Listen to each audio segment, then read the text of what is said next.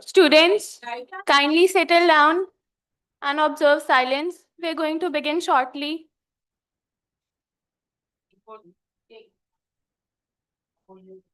Students, hello. Kindly settle down and observe silence. We're going to begin shortly.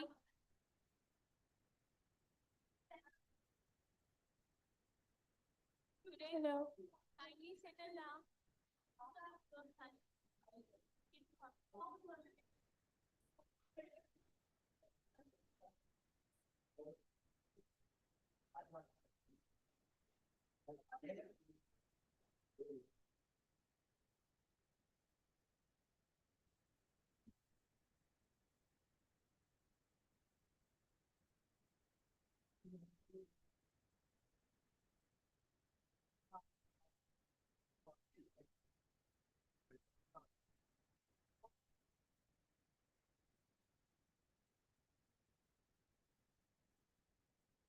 Assalamu alaikum and welcome aboard. I'm Mehrnisa Rame from National Business School and an undergraduate from Bachelor's in Business Administration and your host of the day.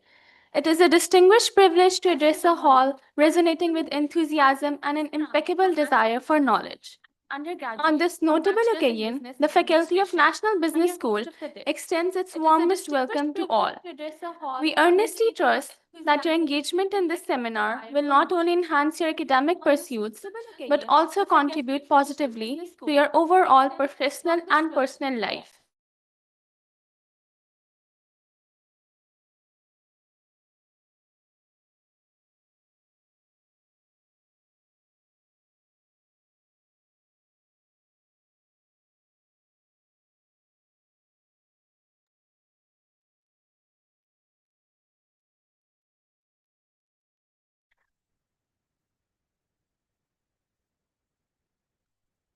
أعوذ بالله من الشيطان الرجيم بسم الله الرحمن الرحيم قل هو الله أحد الله الصمد لم يلد ولم يولد ولم يكن الله كفوا أحد آمنت بالله صدق الله العظيم. Jazakallah, that was very soulful. Let me invite Laiba Khalid for the melodious recitation of Naat.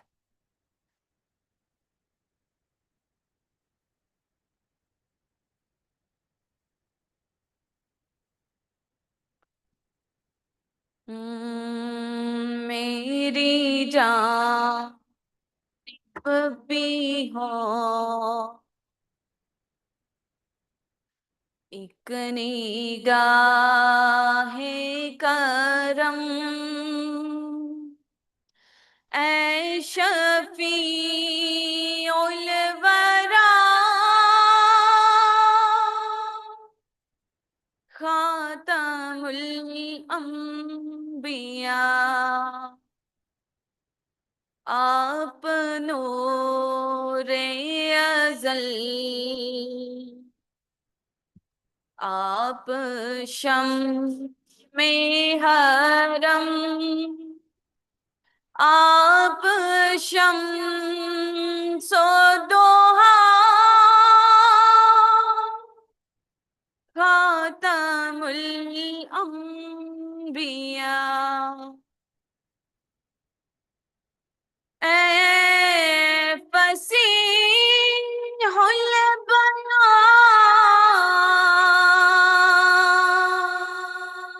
I Baligul लिसान I वहीदुज़्ज़मान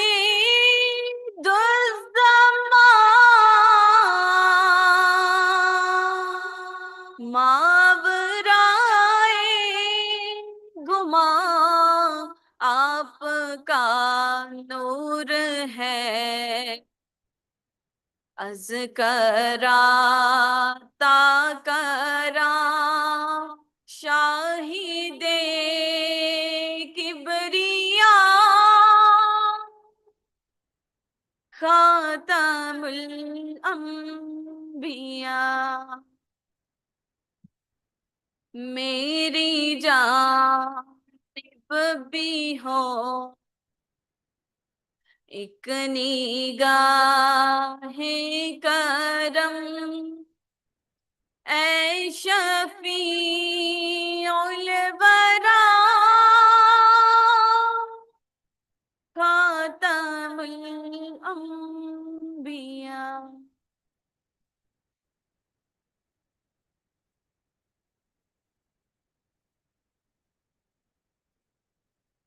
Jazakallah.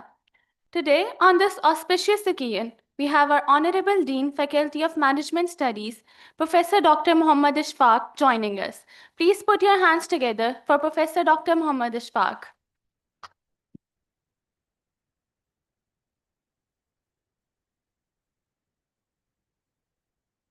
Bismillahirrahmanirrahim. First of all, I would like to welcome, very warm and vivacious welcome rather to our guest speaker, Dr. Sarah Holz from Humboldt University, Berlin, Germany.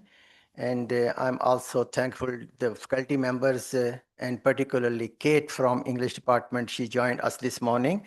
And I'm also very thankful to our sister universities who have joined online. That is USU from Indonesia, Ahi Avran University, Turkey, and then we have also Andijan Institute of Agriculture and Agrotechnologies from Uzbekistan. So I also welcome them, and we are here different departments and different students and the young faculty members here. So I'm thankful to them for their participation. So very briefly, we will have a very interactive session today. And I hope you will learn from the experience of Dr. Sarah Holz. So thank you very much once again.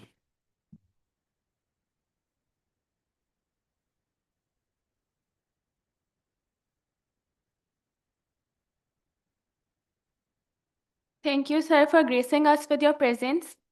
My dear fellows, today, as AI is rapidly transforming, the question is no longer whether we should use AI, but how we can use it.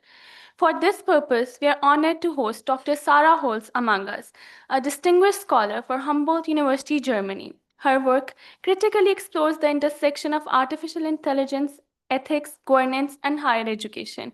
Dr. Holz, we are delighted to have you with us. Please join us on the stage.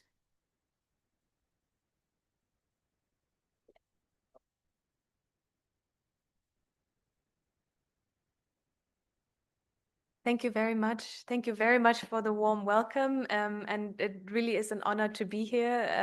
I'm really grateful for all the faculty members and moderators for arranging all of this, and specifically also to Professor Dr. Ashfaq for inviting me here and initiating this conversation. I'm just opening my laptop because I need to see the slides myself. As you can see on the slides already, what is our topic today? As you already introduced, it's a really polarizing topic, artificial intelligence, and I chose these two pictures as well because the question is, yeah, what about justice? Is it really blind? Is it really good for everyone? Or who is the person who's basically directing everything? Could I get the next slide, please?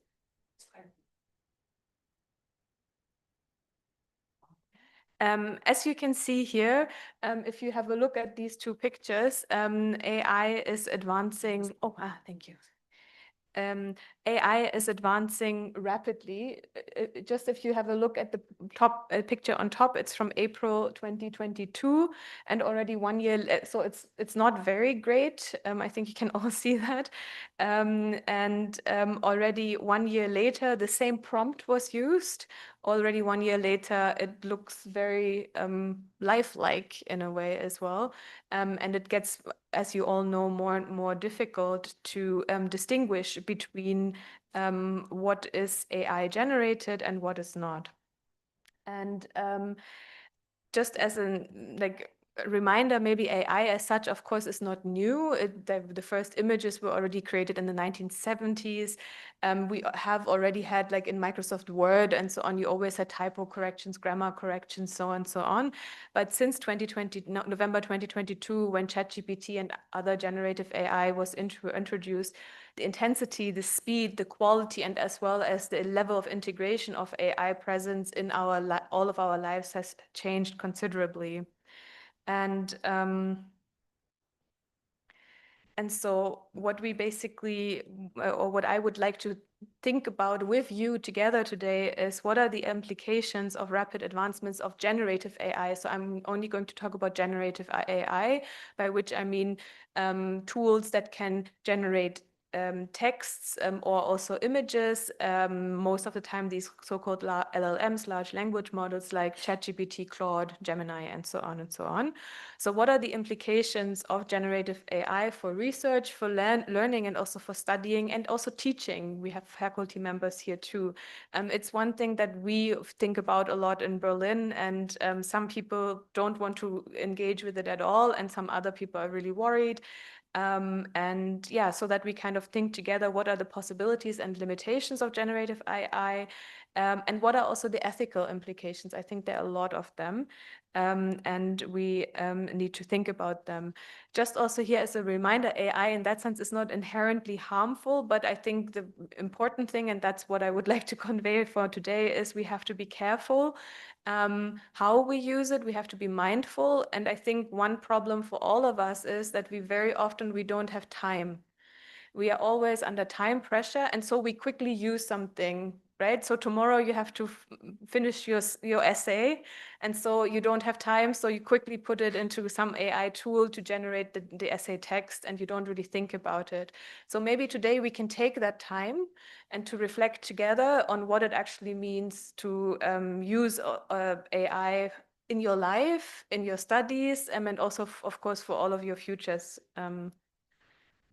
Yeah, and again, why is this important? I'm sure you've all seen that pictures. This was one of the first pictures that went viral of the Pope, the former Pope, in this puffer jacket, kind of like this, and everyone thought it was real. And I think here we see the relevance of AI because, I mean, there are jokes and memes and hoaxes, but there's also deep fakes. We have seen that recently, that can maybe even potentially cause wars or something if you put things into the mouth of politicians. There are conspiracy theories, there are misinformation campaigns based on AI, and also a lot of fake news. So that's why it is so important that we think about our ethical responsibilities when we use it, but also how we engage with it. And very much it's related to consent. Yeah, what do we upload as well? Are all the people, have they given consent that their picture is being uploaded, for instance? It's about exclusions, yeah, who's included, who might not have access. It's also about resources, I think, especially in context of climate change, also here in Pakistan and everything. We have to think about that. And of course, lastly, it's about academic integrity. So what are your professional standards and how do we engage with that? And so just as an overview, there are very few comprehensive policies so far. One of them is by UNESCO, the AI competency framework for students and teachers. And they say we should take a human-centered and purpose-driven approach that is with responsible use. When I read this, I'm like, I don't understand what that actually means. What is human-centered and so on and so on. So maybe we can think about what it means. But of course, also all of these policies are always very, very high level because the rapid change is happening, right? Like you can't make constantly new laws and so on and so on. But what UNESCO basically in this framework says is that we need to address inequalities, allow everyone to benefit, and also close digital divides. As we know, the UN has always a lot of aspirations. Whether it works on the ground is then another question, of course. And there are also thank you. There are also others who take so it's like a spectrum of reactions. There are also others, for instance, in the Netherlands, last year, there was an open letter to stop the uncritical adoption of AI in academia, where they basically say it's very harmful. It's harmful for researchers, but very harmful for students because what they call de-skilling. So we lose basic skills. We use basic human interacting skills as well. And we lose academic freedom here as well. And they're talking about demystifying AI. So they take a completely opposite approach in a way. So this is the AI part. We have quality education, of course, in the title as well. So I think here we have to talk about academic integrity and what it means then also for quality research and studies. So these are common assessment criteria, very simplified. You can have others as well. But Lincoln and Guba in 1985, they stated this is based on theirs.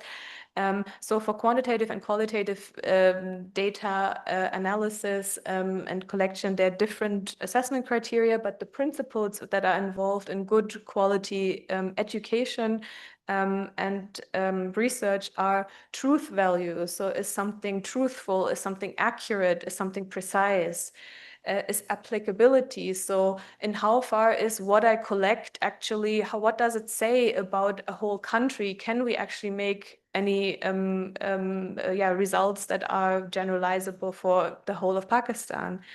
And have I collected data from the right people? So what often happens is that people say, I will provide an insider view, but then they have only talked to outsiders, for instance, right? So then there's no alignment. It means consistency so that we have systematic protocols that we use for data collection. And there is neutrality. So neutrality doesn't mean there are no values. Neutrality means a balance, multi-perspectivity. And there's then transparency and accountability as well that is really important in research. And all of these are, of course, now in question when we talk about AI. And I have, if you could distribute so I have prepared a little text and I would like you and maybe online, if you could share the text as well. Thank you. for the online participants, it will be shared. Maybe if you could, hopefully they're enough so that you can, 2, 3 people can read it together. Maybe you can have a quick read, 2, 3 minutes. This is 2 texts. One was generated in 2023 with the same prompt and one in 2026. So maybe have a quick read through this and think about what do you notice in those 2 texts when you compare them. And what do these texts tell us about knowledge production and AI? So I give you maybe, I hope, could you open it on this one too? And because so I give you 2, 3 minutes. Please read the text and maybe think about what you notice.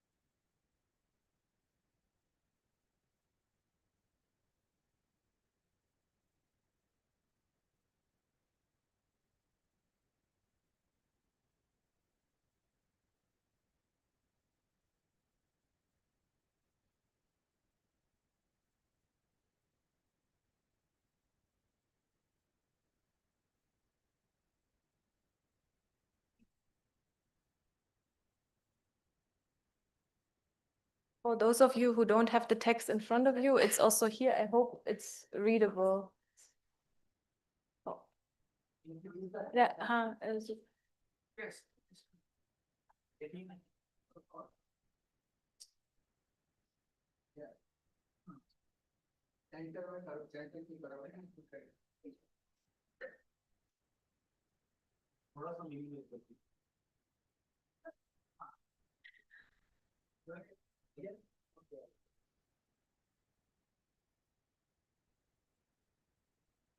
so hopefully you can read it now as well, even if you don't have the paper version.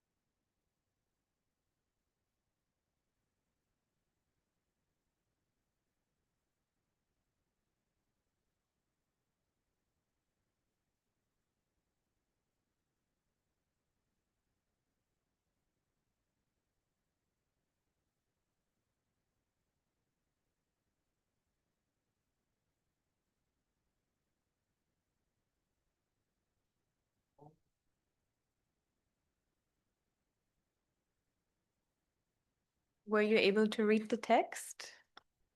Okay, you still? Okay. Okay, yes, maybe. Scroll down a bit.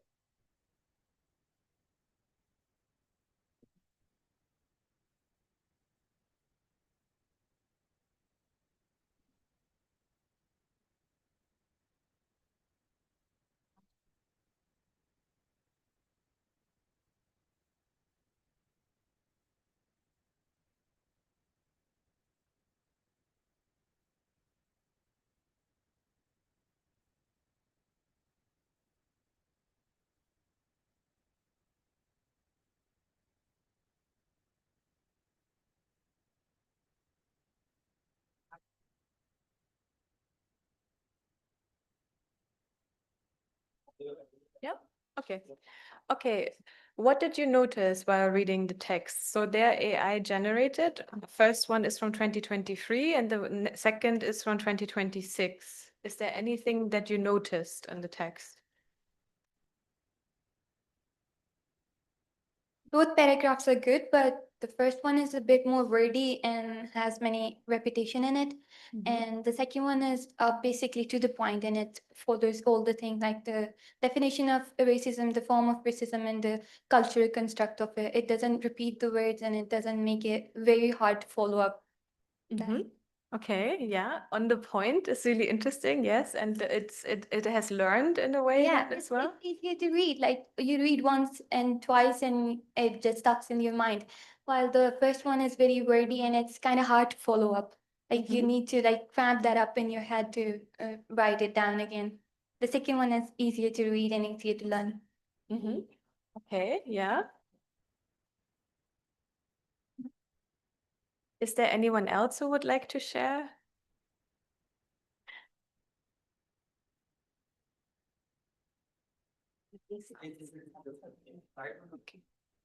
Hi, Dr. Sarah Hurls. My name is Elizabeth Envir, and I am from the sixth semester of Business Administration. And in the first text, I noticed that AI also gives their opinion. In the second paragraph, I see that it gives its own opinion. It tells us that racism is bad, and in the third paragraph, it tells us the solutions that how to combat AI. So in the 2026 version, I noticed it's just telling you the types and what it is, and not really giving you a full idea of what racism is, and to like give you more knowledge on the topic. That's Okay, yeah.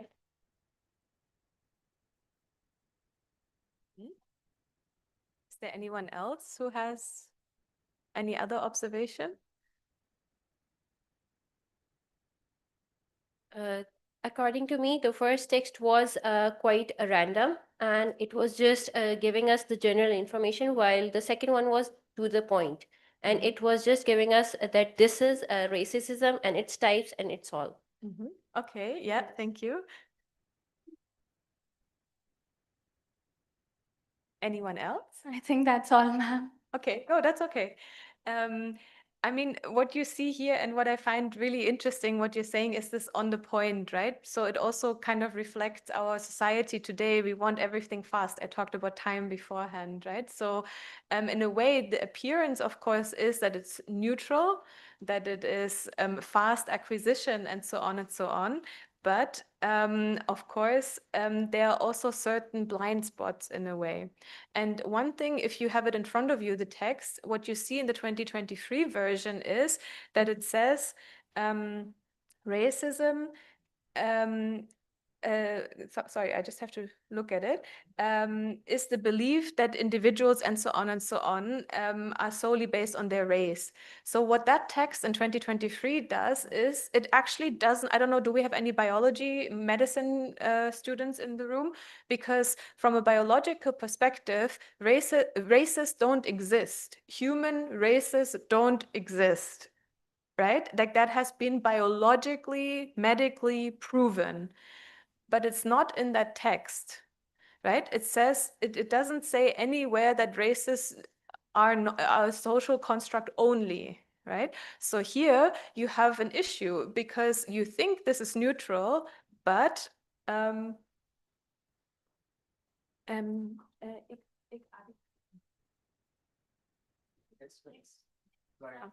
don't know, this one isn't working. So you see here, like you already said as well, it gives you a solution and so on and so on. Of course, like these tools are also programmed in a certain way by certain people to do exactly this. When you sometimes want to generate certain information, it will not do it. Like a political joke or something, it usually tells you political jokes are bad and so on and so on.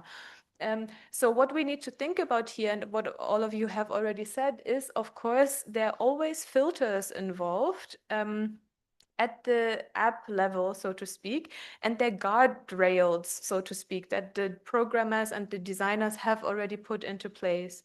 And whatever we read also is biased. We think it's generated by a computer, so it should be neutral, but it actually isn't. it's biased, and I'm sure lots of you have seen that before.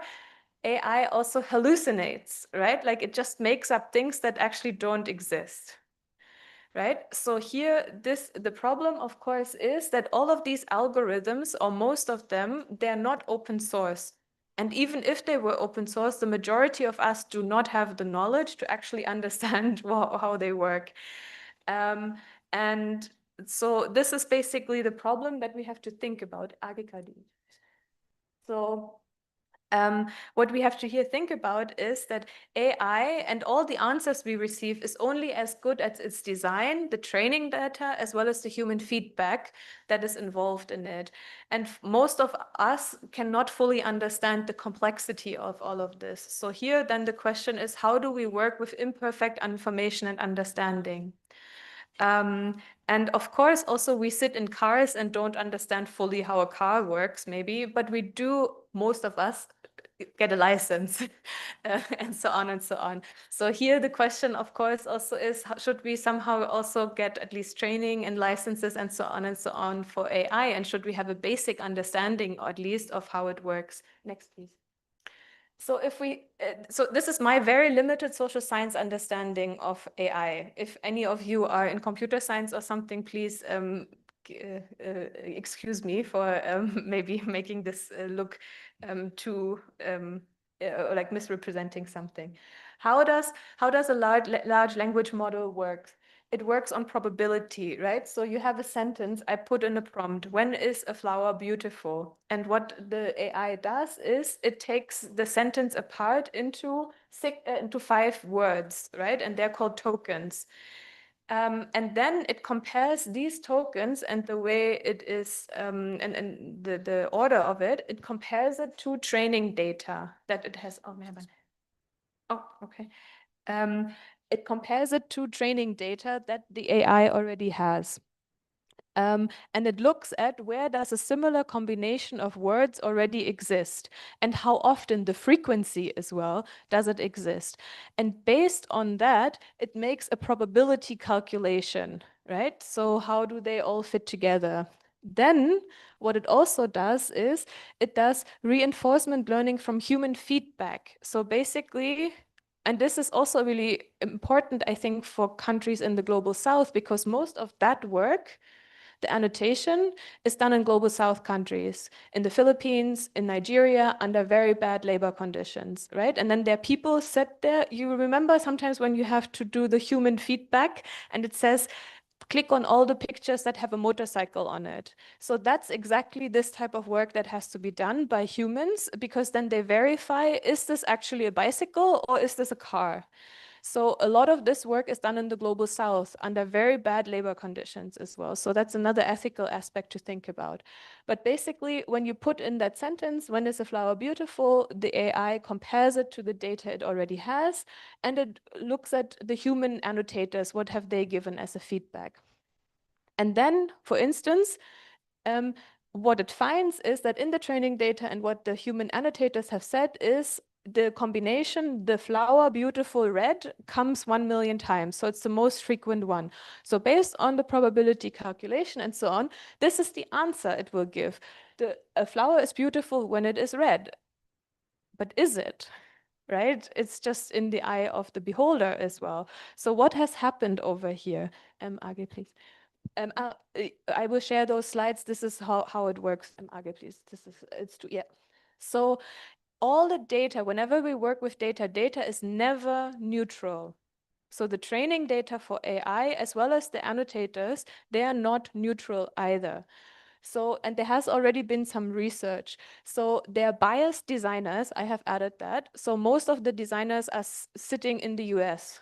And now it's been called the silicon gaze. So you probably have heard of like the male gaze. Now there's the silicon gaze as well, Silicon Valley gaze. So like Elon Musk and all of those people. So they design it. Then there is basically the data that is being fed into the model is biased. The cleaning up, how it is put together, is biased. And how it is labeled by humans can also be biased. And what has been shown is that, for instance, there's a gender bias already also in the data. So very often engineer is associated with men and housewife is wife already is women, for instance. And there's data, so all the sources are at the last slide, so you can look it up yourself. What has also been shown is location is also biased. So, or language and dialect as well. Similarly, marginal groups are underrepresented in this data because a lot of the data on marginalized groups is not digitalized, right? So what kind of data has been digitalized and what has not?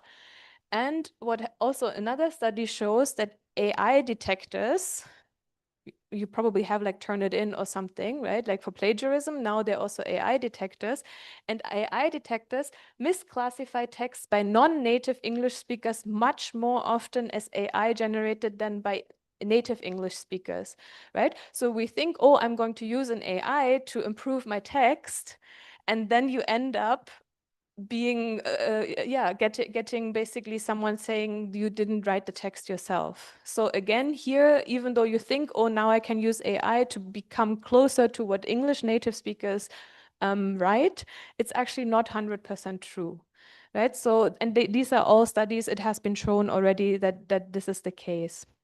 Next, please. So here again, generative AI can only provide answers it has access to. So this is also really important, right? Like, because also in Pakistan, for instance, a lot of things are not digitalized. So how is the data then going to be included? Thank you. And then also a lot of the data, that the good data in a way, the in academic integral data is not accessible. It's behind paywalls. So a lot of the AI models actually use Reddit or something, right? Like, and anyone can say anything on Reddit. And so basically here we really have to think about, do we or should we digitalize everything? How desirable is it? Or is it maybe also sometimes better not to do it? Right? So these are, again, questions that you have to ask yourselves as well. Also, when you take pictures or something, are you going to upload them to the AI or not? And all of these trends, maybe some of you have seen them, like this was 2016 and this is 2026. I'm sure a lot of you have seen that trend. This is not just a trend, right? The AI is harvesting your data. They're trying to see, how did you look like 10 years ago? How do you look like now? They want to see how people age. This is the whole point behind it. It's not like just an innocent social media trend, right? So all of these things basically are, of course, important, and all of you are, in a way, all of us are working for all of these AI models as well by using them. So we also do click work. I just wanted to show you an example of this. So in 2023 or 2024, actually, a colleague and I, we published a special section called Pashtun Millennials. So, and we are asking ourselves, who and what are Pashtun millennials, right? Like, what distinguishes them from other generations? So we wanted to have a cover photo. So again, December 2023, we are not that advanced yet with AI. And so we put in Pashtun millennials and so on and so on. And this is the photo we got, or like the image that was generated. So here again, you see, of course, you have like this carpet there, but then you have lots of sand and so on, because again, the data is biased, right? It only repeats what it already knows. So here you have one of those, and you can really ask yourself, is this really how it is represented? Then we tried something else, and we wanted to have like a young man and a young woman. And I don't know what you see here, but the interesting thing, there's a gender bias again, because the man is shown in like jeans and so on, but the women are consistently shown in shalwar kameez as well, right? So here you again see, and we tried a lot of different prompts, and it never generated a woman, maybe in jeans or something, maybe in jeans and a kameez, but that was it, right? So there's a bias in the system, and of course, at some point you can maybe jailbreak it, but it will take you a long time. So here again, it shows how certain perceptions are there are certain hegemonies in the way that are constantly being reproduced through that. Another example that was published recently was what is called unimaginable couples. So there's a PhD student in Hong Kong, and she works on biracial couples, where the husband is from China or can be read as Chinese looking, and the wife is white. And so she wanted to generate pictures and of such couples because she didn't want to take photos. So the first image she created was this one, and the prompt was a romantic couple with a Chinese man and a white woman. This does not look like a very white woman, right? She still looks very white in terms of skin color, but not, she doesn't look European or something in a way, right? She still looks Chinese. And there's a child. And it's like, why is there a child? That wasn't the prompt. Then she tried again, and then she said Chinese woman with Western man. This one. Okay, so Western can be Western Chinese. So this is someone who looks Western Chinese in a way. Still didn't generate. And again, the woman is just like skin color white, is really white. Then she was like, what is the problem with AI? So what she then did is Chinese woman with white Caucasian man, and immediately the first hit she got. So here you see how Orientalist, sexist, as well as racist discourses come together, because there's a possibility there that a white man can be together with a Chinese woman, but the other way around, that is not possible. That is unimaginable. She calls it unimaginable, right? Because the AI has only been fed with certain images. So for the AI, it's not imaginable that it could be the other way around. And I mean, in film studies, this has been shown a lot as well, like in Hollywood and so on. So here again, this is really like, what does this say for us in terms of innovation and thinking out of the box? The AI doesn't think out of the box, it just reproduces whatever it has. Another thing, what some of you mentioned as well, is if we talk about truthfulness and accuracy, in a lot of AI tools, no sources are mentioned, or very few. I mean, you have some like Perplexity or something where you have already citations, but very often we don't know how representative the information is that is being cited. So here often the context is missing. We don't know how these sources were brought together to generate information. Another thing, what you all said, I think what I interpret from what you were saying with it was all to the point. Usually AI writes with very high levels of confidence, so it wants to convince us. However, academic life is all about nuance, about multi-perspectivity, about differentiation. We always should doubt ourselves. We should never be 100% certain about anything, because just because I see something this way, it doesn't mean that this is how the world works. And so here the danger, of course, is also to just over rely on AI and just be like, yeah, this is really how it is.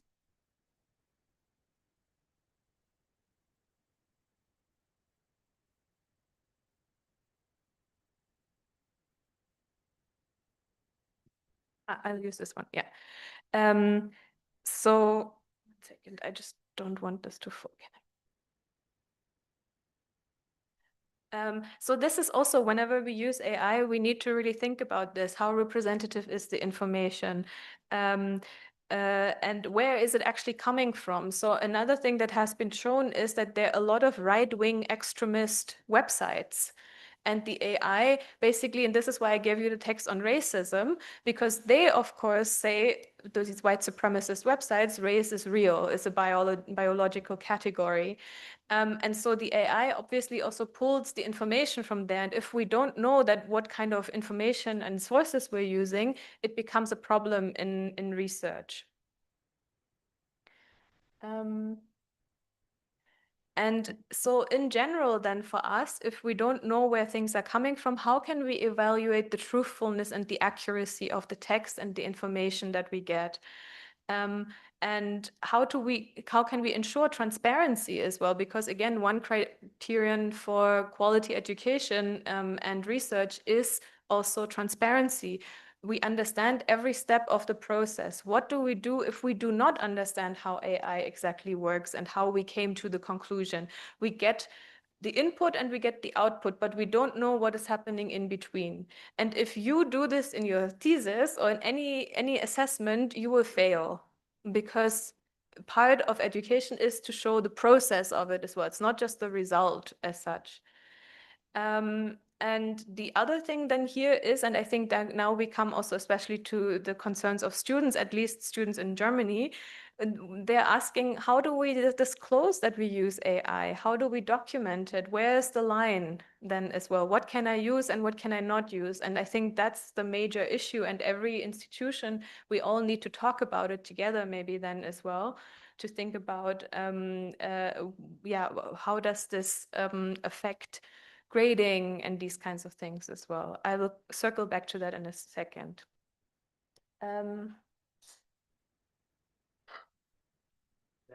Back, yeah. Sorry. Yeah. The other thing that you have probably heard about is AI slob as well, right? So what happens is we constantly generate new texts in AI that uses some kind of questionable information. And then this is again fed back into the AI data. And then the AI uses the AI generated texts again as sources. So what is happening then is a closed feedback loop. So they just reference each other the whole time. And so and a lot of this is generated also as clickbait, no? So then how do we handle that in academia then as well, for research and for your studies as well, when we don't even know anymore, is this text actually generated by an AI, or is it written by a person with certain standards, academic integrity standards? And we can also ask ourselves, what does this imply for creativity and innovation as well? If we just constantly, like, you know, like cows, they ruminate, they just constantly bring back whatever food they have ate and they chew it again. So it's kind of the same. What do we do if we just constantly chew and re-chew and re-chew whatever is already there? That is definitely also an ethical question we need to think about. And then lastly, and I think this is for students, maybe we cannot do much about it, but we can still think about it as well. There's always a lot of talk about plagiarism and so on. So now with AI, of course, the AI reformulates everything. So there's technically no plagiarism anymore, technically. But the problem again is, who owns all of these ideas? What is intellectual property then as well? It's a legal dimension, and there are a lot of courts that are already talking about it, but it's of course also a moral dimension. Do you want to use the work with other people without acknowledging it? And again, there are always biases. So certain people's data is not included, and others is.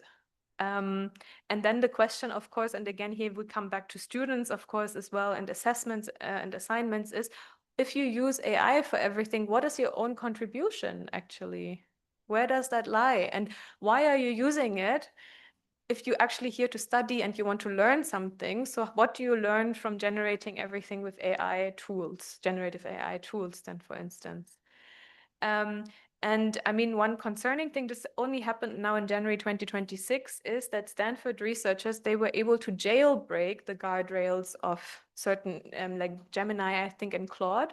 So it means usually all of these OpenAI and so on, they say they didn't feed the books to them, like all copyrighted material, they didn't use that. But they were able to jailbreak, and they could reproduce Harry Potter and everything you could reproduce with it, word by word, like 90% of the whole book. So basically, these companies are lying as well. They're using copyrighted materials as well. I think maybe for students it's not as important yet, but for researchers who publish books, it means we no longer benefit from whatever is published, even if it's just little. And here, these companies are also not saying the truth. We don't know what kind of access they have to what kind of data. And this is, of course, also concerning. And then here the question is, what is the responsible use then of AI? Lastly, and I'm nearly at the end, so that we can have some discussion as well. Lastly, there's some other open ethical questions that we need to think about. First of all, datafication. So everything we do is constantly accounted. We have habit trackers and heart frequency and I don't know what, and so on and so on. Is that really always beneficial? For some people, obviously it is, because for health reasons and so on, but is it everywhere really necessary? And then maybe you've heard of the term data or tech colonialism. So again, here, colonial structures are reproduced. I already told you, a lot of the click work, the annotation happens in the global south. Um, Similarly, this is also the human cost. Similarly, a lot of the resources used for AI, especially also the metals and so on, they come from Congo. It's a conflict-ridden area, or lithium, which is where the rainforests are destroyed in South America, and so on and so on. So here, if we want to be responsible, we also maybe have to think about solidarity with other countries that are in conflict, and what do we do to people there who work in this industry. The same thing, I mean, here, sorry, so now I'm going back to data colonialism. These are colonial structures. But again, also what happens is that in a lot of global South countries, data protection laws are very weak. So what is happening is all these global North companies have apps and so on, and they harvest data from the global South, and then they use it for we don't know what, right? Because they can do it here because there are no proper regulations. The same thing is when we upload things, when you upload pictures of people, did you ask for their consent? Maybe they don't want to be on an AI. Yeah, so I'm sure you've heard of these grok and how it was used for to generate very horrible pictures and so on, right? So here, who gives consent for this? The same thing is when someone has written something and has already passed away. I'm sure you've seen those as well, of celebrities where the AI makes videos of people who have passed away. They haven't given their consent for that, right? So how can we do that in a way too? And so here we also go to misuse then as well. A lot of it is misused, or you've heard probably of these Ray-Ban glasses that can now record things, the Meta glasses, and people also jailbreak them so you can't see that they're recording. Yeah, these are really concerning issues as well that we have to think about. And then, of course, we also have to think about the environmental costs, water that is used, all the electricity that is used as well, especially in countries like Pakistan as well, where the water is scarce as well. And lastly, of course, we have to think about uneven access and uneven infrastructure. So not everyone has the same access. So do really all the people benefit from it? So as the last part, and I'm coming to the end, I think what is the future ahead? What we have to think about, oh, sorry, no, one last other thing. Yeah, over-reliance on AI. What does it mean for us? And also for you as students, for instance, if you constantly rely on AI, what are you still developing? What are you learning? And this is then where I wanted to go to. What we need to think about, and I think we need to do it collectively. It cannot just be the administration. It cannot just be teachers. It cannot only be students. It has to be everyone together. We have to think about what kinds of competencies and skills are actually still necessary. What do you need? What kinds of skills do you need for life? What do you need in your studies and also for your job? And then to also maybe identify, at least this is what we're doing now in Germany at my university, what we're thinking about is which skills and competencies have become maybe less important. So where can we maybe also make adjustments? Are there new skills that need to be learned? Or are there certain basic skills that are still really important? And of course, here AI can support people in their individual learning schedules. It helps and it can help to deepen learning, but it doesn't have to be. So there, I think we need to consider all of these sides. And the discussions we had in Germany or like in Berlin, I just wanted to give you a brief overview. So what came out in my university was that active reading is a competency that all students and any researcher should have. So active reading means you know the context, you understand what the text is about, you can identify are there biases and so on. it's critical thinking, not to just take on anything, like let yourself be convinced by the AI, but to always ask back and be like, is this actually logical, what has been shown to me? We still need evaluation of sources. So are these actually, is the AI just hallucinating? Or is this actually a biased text by someone who has collected biased data, and so on and so on. So we always need to be able to evaluate sources, especially in the context of misinformation and fake news as well. You need to be able to assess that. And what is also really important, and this is something AI often cannot do, is the creative application of what you have learned to new contexts. So the unimaginable, what I was talking about.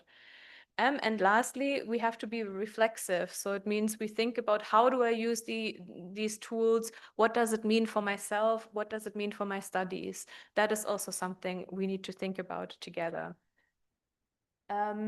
And so maybe we can think about AI more like tools or toolkits. Sometimes we also call it's called sparring partners. And yeah, the question really is, does it require permits or licenses? But it definitely needs literacy and skill training. That needs to be in all parts of our life, and not only for you, but also maybe your parents are using it, your grandparents are using it.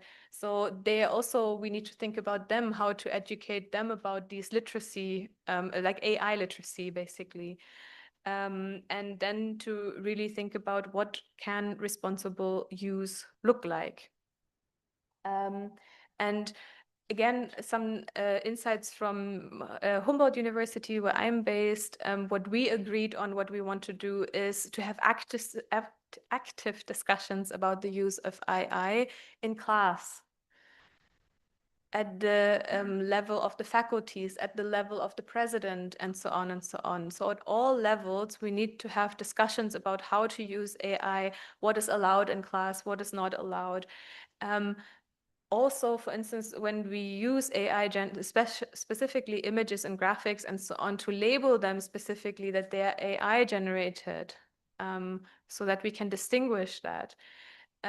Similarly, to also ask for consent before uploading any type of text. So if you do interviews in the social sciences and you just upload them to some AI, to ask for consent, are we actually allowed to do that?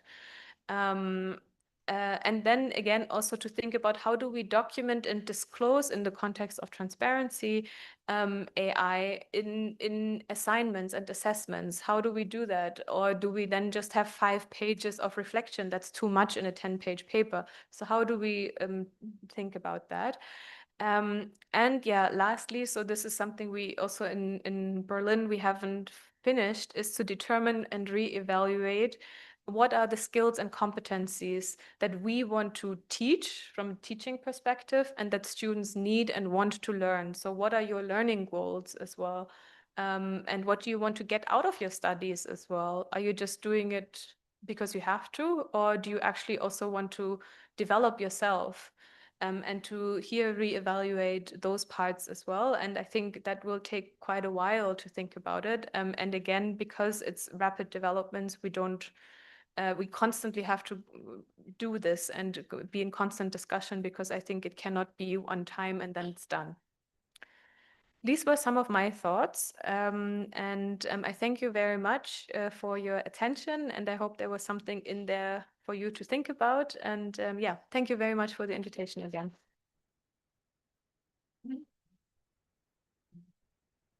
So I don't know if we have some time for questions, if there are any. Yeah.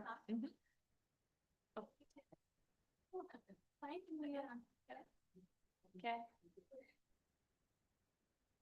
Thank you, Dr. Sara. AI really is a two-edged sword at this point in humanity. You explained it beautifully. I once again thank you for taking out your time and joining us over here. There's a little interactive session where the students are going to ask you some questions. So I'll just pass the mic. Okay, sure.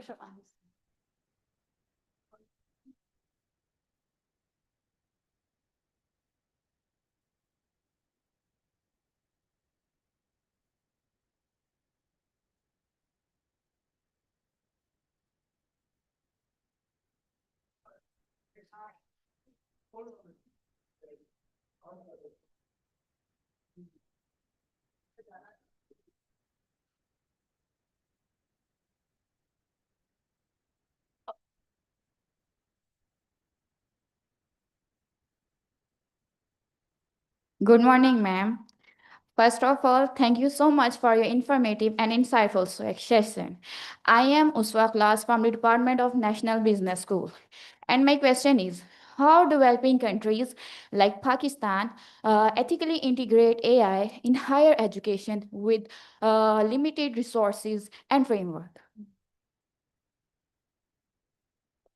Thank you. Thank you. You're asking a really big question.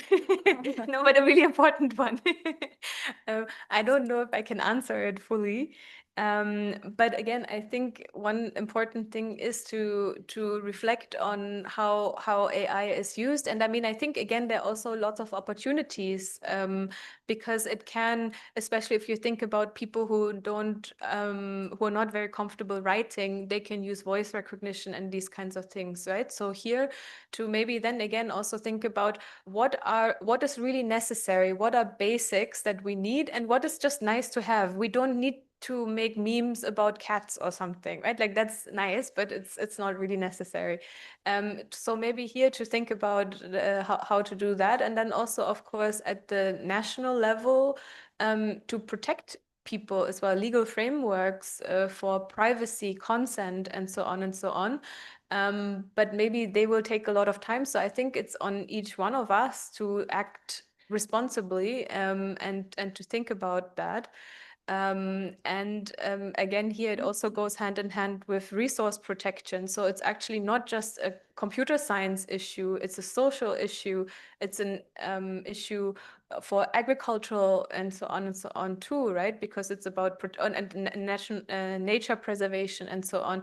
So to actually maybe bring lots of people from different departments together and think about what are all the different implications, this multi-perspectivity maybe. And you can already do this, I think, here at the university because you have so many different departments, and maybe start there then as well. Okay, thank you, ma'am.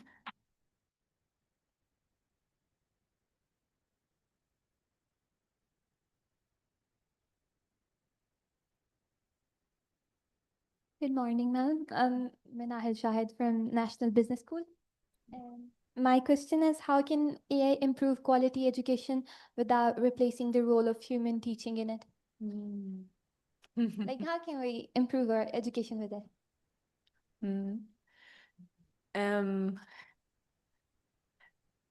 I think it also depends. Every person is different, right? So some people work really well with videos, and they just need to watch a video and then they understand things. So I think here there's not one path, but it's the diversity of approaches that AI allows us to do. So we can produce videos, we can produce pictures for some people, and so I think it can and it has the potential to support individual learning journeys because none of us is the same. So in that sense, I think that, but then we need to, for that, we need to be aware what are the needs of all the different people who are here in this room. So one thing, for instance, in Germany that is very new, and we talked about it in Multan last week too, is neurodiversity, right? So people who have ADHD or who have autism and these kind like other neurodivergencies. And so there it can probably be really beneficial, but it needs to be studied as well. We're still at the beginning. So in that sense, that can really help. But again, I think it's always about what is the biases as well, and to reflect on that, and then yeah, take it from there. And I think it's also maybe some research that all of you can already do, right? Like, does it make sense to use voice recognition?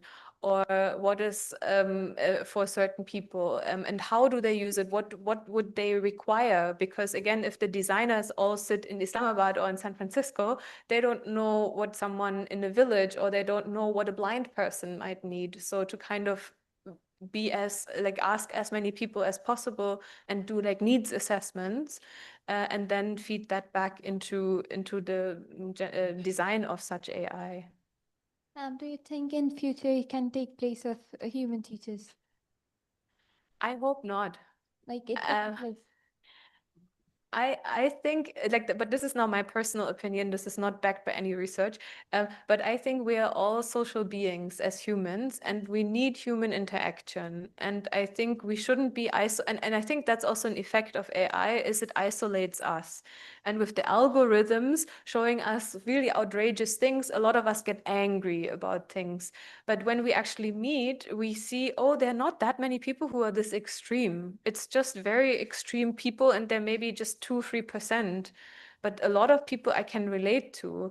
And so there, I hope not. And I hope there will always be, maybe there will parts of it that be asynchronous learning as well. So that there are such kinds of opportunities, but I hope the human factor will always be there. There is one issue as well. Like, maybe it's very affecting the social life of people, because many people, like young people, they are talking to chatbots instead of friends like ChatGPT and corrected AI and Yeah. stuff like that. Maybe they're causing a huge harm in society as well, because they can't make conversation with people. Yeah. They're just talking to AI and chatbots.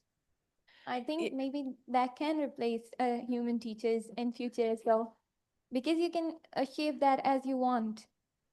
Everybody can have that, and maybe it will very hugely damage the social interaction with a teacher and student, like the relationship between teacher and student. My perspective on that is, again, this is my personal opinion. This is a very Eurocentric and Western thing, to want to shape the world so that it is the best for me, right? But I think there are a lot of societies where you are relational, and if you never learn how to bear with other people and everything is ideal, you will break in the real world, right? Because I mean, bardasht karna hai, na? Sometimes, not always. um, I'm not saying there are certain limits, of course, no, you shouldn't endure everything, but there are certain things, and we need to, it's part of the learning as well. It's part of how we relate to each other. And if I only now have friends who always say yes, what is it going to do to me? Right? And I think there's now a lot of criticism of that too.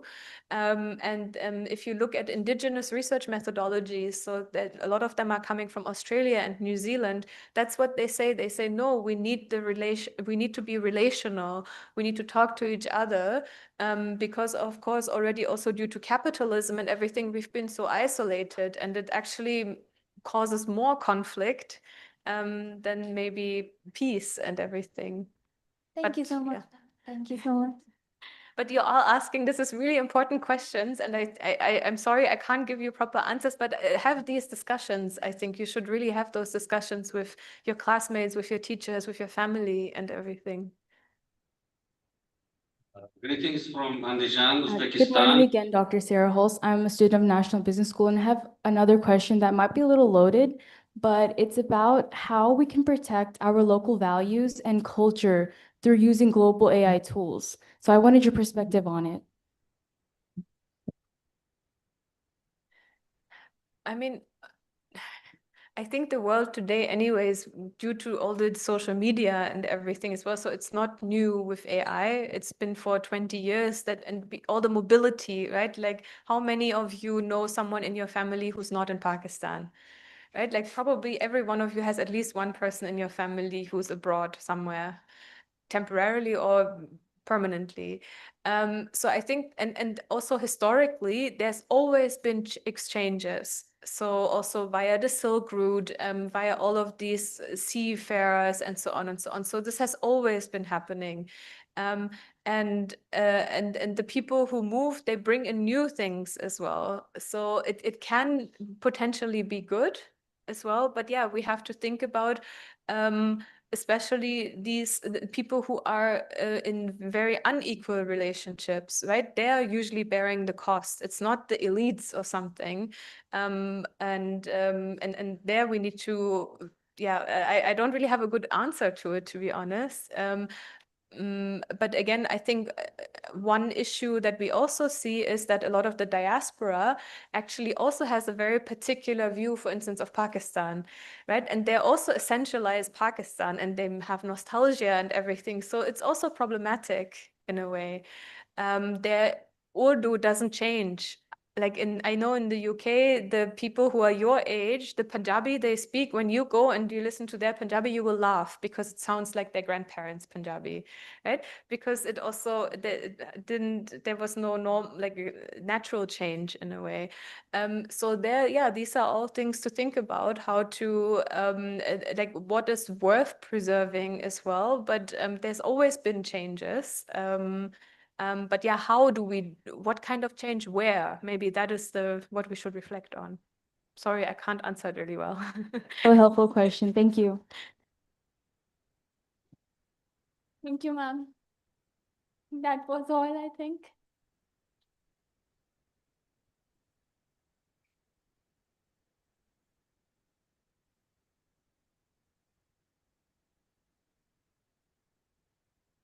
Thank you, Dr. Sarah Holz. Thank you, Dr. Ishfaq. Sir Ishfaq, you're here with us. Please join us on the stage for a last departing note. Thank you.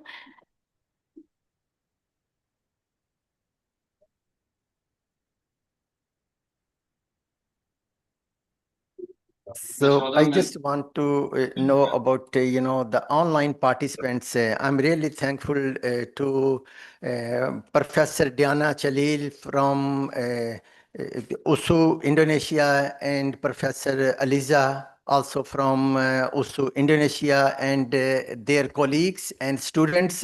I'm really thankful for your participation. Also thankful to Professor Dr. Mustafa Khan from Evran University, Turkey. And so I'm also thankful to Professor Bahadur Chon from Uzbekistan, Andijan University. So thank you very much for your participation. If you have any comments or questions, please feel free to ask. Otherwise, tomorrow we will have a very interactive session in the panel discussion at 10 a.m. Pakistan Standard Time. So then we will invite you for a very interactive session. Once again, thank you very much, everyone, and I hope you must have enjoyed this session, this training workshop. Thank you. Thank you very much. Greetings from Andijan, Professor Muhammad Ashfaq. We appreciate your invitation to such kind of high-level forum. It was interesting presentation. Thank you very much again. Personally, to Muhammad Ashfaq, Professor.